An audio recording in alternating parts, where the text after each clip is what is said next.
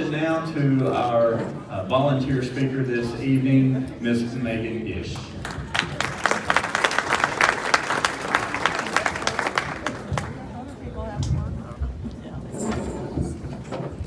Just the fact that I didn't fall was a success, so. Good evening, everyone. My name is Megan Gish, and Joe Welsh was kind enough to invite me to take a few minutes to share my heart, to share stories about my brother, his journey with alcoholism, his struggles with sobriety, and his family at Friends of Sinners. And since I never turned down an opportunity to talk, of course I said yes. But more importantly, it's an honor to be here tonight doing what I do best, which is talk about what I love so much, which is my brother. My family and I recently suffered a very untimely and tragic loss of the heartbeat of our family. My brother Adam Wilson had a long and painful struggle with alcoholism. And yes, he was an alcoholic, but he was so much more. The most important thing Adam was a daddy. A daddy to a gorgeous, smart, independent, blonde-haired, blue-eyed, 5-year-old girl named Juliette Marie, his mini-me. Both are so funny and so terribly clumsy. Did you know that it's possible for a human being to trip while standing still? Absolutely. Because I did not know that. And I watched Adam, sober mind you, trip as he stood still. In one place, he tripped. It blew my mind. And then I recently watched Jules do it. I just face-palmed, giggled, and thank God that she has so much Adam in her. Guys, he loved her so much. As long as he had anything to do with it, that sweet baby never went without. They went to parks, to the zoo, on walks, bike rides, and she inherited his love for fishing. I also once watched them play Candyland 7 times in a row. She won every single time, but I also watched her cheat 7 times in a row. Jules stays with my husband, 3 kids, and myself every other weekend, and she misses her daddy.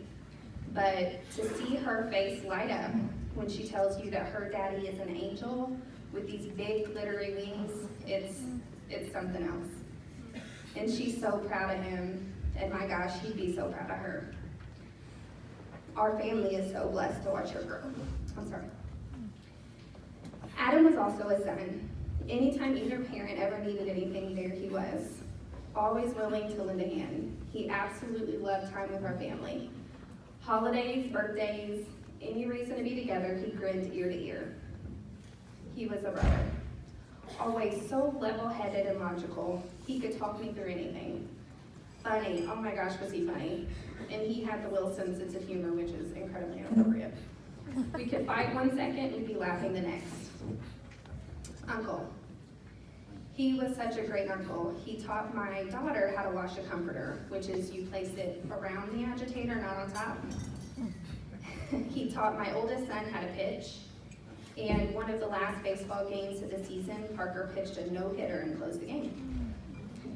And then he taught my youngest son how to dominate in Super Mario World. You know, all the important things.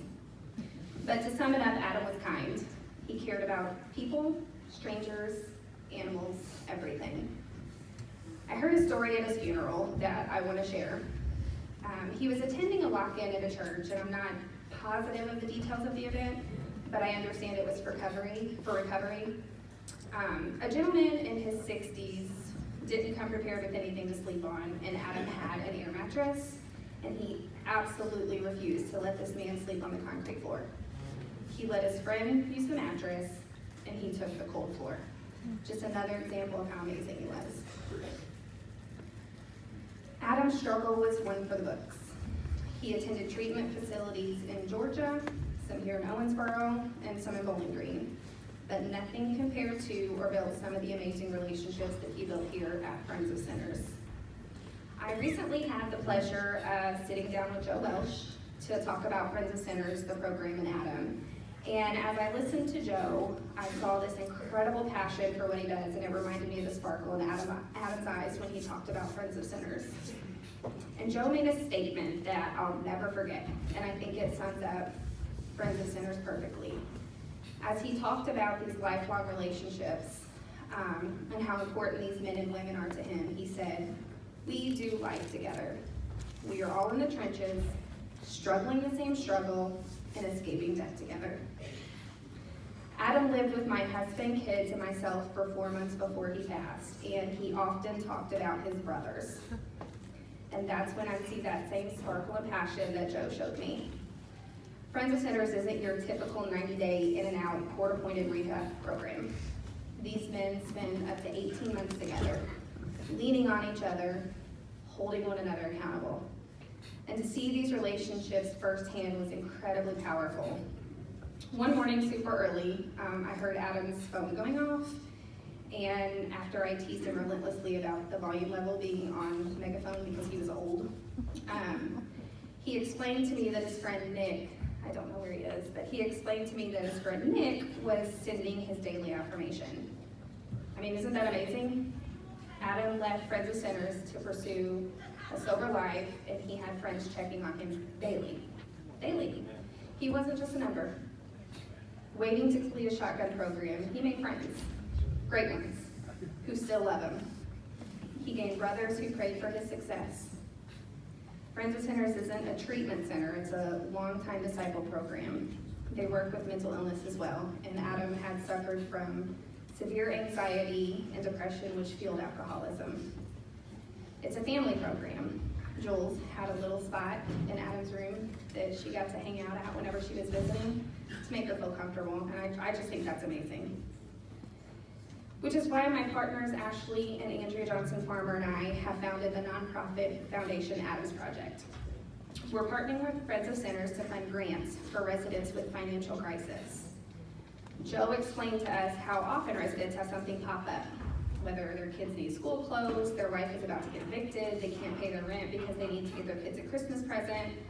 These are human problems that many people face, and the last thing that Friends of Sinners and Adams Project wants is for someone to leave the program, head back into a stressful environment before they've completed the 18 months, and fall back into relapse. So if a resident brings a concern such as this, the staff can mention Adams Project and the resident can apply for a grant. Adam was out of work due to a serious car accident, got behind on his rent. So this is something that he, like many others, could benefit from. Sobriety and mental health is so important to Adam's Project. We're trying to honor his legacy by helping others just as Adam would. We are so thankful to have our first partnership with Friends of Sinners. This is an organization every single community needs. These people are not only making miracles helping others recover, I mean, you heard the stories tonight, it's amazing, but they're also active within their community. We're so thankful and so lucky to be affiliated, and we can't wait to see how far both programs grow together. If you'd like more information, you can visit our Facebook page on Adams Project.